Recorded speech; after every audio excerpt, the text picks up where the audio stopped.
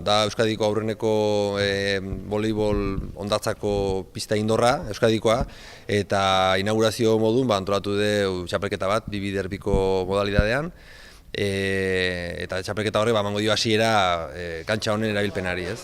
Txapelketa hona izan dugu ekarri pixkat jendea, nivela daukan jendea, daude Euskal Herriko txapeldunak, eta gero Espainiako mailan dago liga bat, Madison Liga, dela ligariko berena, eta hor parte hartzen duenen jokalarik ere badaude.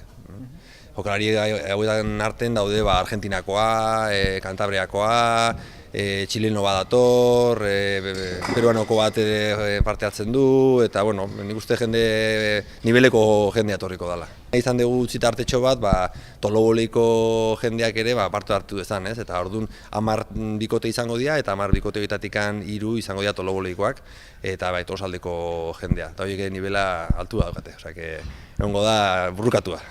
Egia esan, egun baten egiteko txapelketa bat pixkate ez du dijoa ordutegia, ez? Baina orduan goizaldean izango dira aurreneko ligila moduko bat, beraien artean, talde guzti beraien artean jokatuko dituzte partidak, eta gero ja arratsaldetik aurrea hasiko dira eliminatoriak, eta 5 aurrea edola ja hasiko dira finalak. Pixkat ikusgarriena, nahiz eta egun guztian izar, igual finalak dira 5 aurrea hasiko dianak.